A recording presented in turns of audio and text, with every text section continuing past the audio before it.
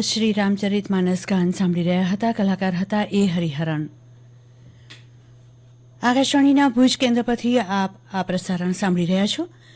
પ્રસ્તુત છે પ્રાસંગિક વિષય મધ ઉત્પાદનનો મુલક કચ્છ. સંપાદન અને પઠન વિરલ રાણા.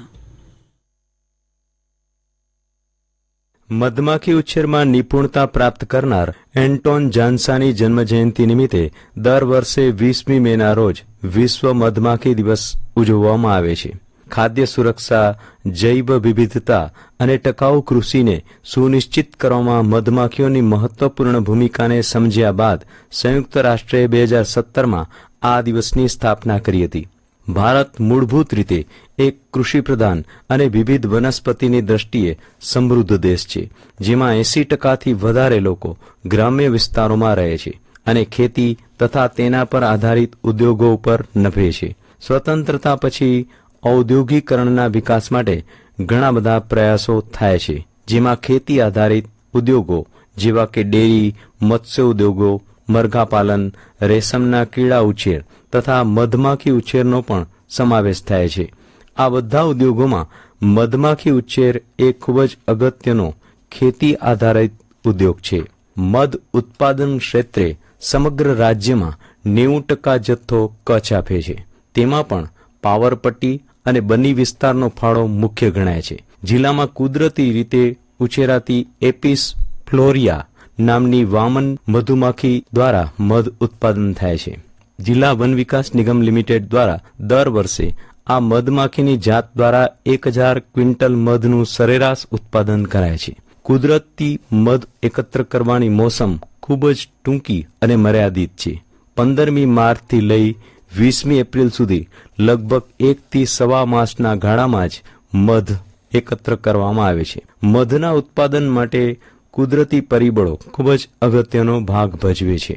શિયાળાની શીત મોસમ, ઝાકળ, સમયસરની ગરમી, માખીને મધ ચૂસવાના ચૂંભાનો માહોલ વગેરે પરિબળો મધ ઉત્પાદન માટે જરૂરી છે. મધ એકત્ર કરવાના વ્યવસાય સાથે માત્ર અમુક જ્ઞાતિઓના જ લોકો સંકળાયેલા રહે છે, જેને લીધે મધનું ધાર્યું ઉત્પાદન મળી શકતું નથી. પાવરપટ્ટી વિસ્તાર અને બની પંથક મધના ઉત્પાદન માટે જાણીતા છે. ઉપરાંત રાપર, ચિત્રોડ, સુખપર, કોડકી, માધાપર, સામત્રા, કુકમા, રેલડી, રામપર, નખત્રાણા, ગડુલી, અબડાસા અને આહિરપટ્ટીના વિસ્તારમાં ખાસ કરીને વાંઢા, કોળી તેમજ મુસ્લિમ જાતિના કેટલાક લોકો મારફતે મધનું એકત્રીકરણ કરવામાં આવે છે.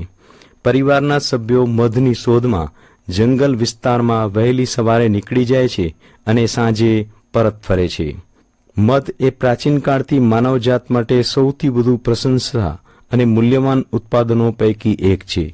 મધનો ઉપયોગ માત્ર ઉત્પાદન તરીકે જ નહીં, પરંતુ પરંપરાગત દવાઓમાં વર્ણવેલ સ્વાસ્થ્ય માટે તથા ઘા રૂઝવવાથી માંડી કેન્સરની સારવાર સુધીની ક્લિનિકલ પરિસ્થિતિઓમાં વૈકલ્પિક સારવારમાં પણ થાય છે.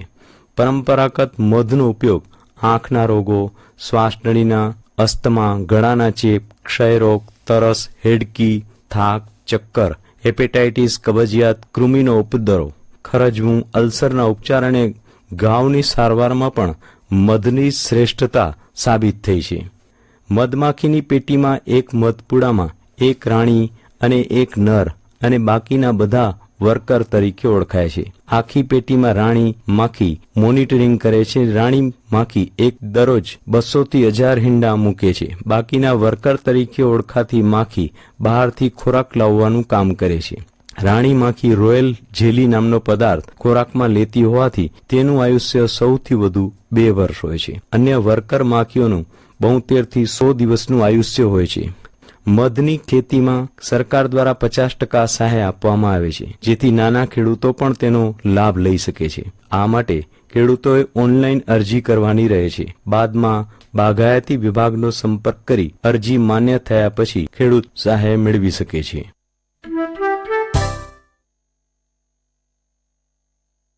મધ ઉત્પાદનનો મુલક કચ્છ.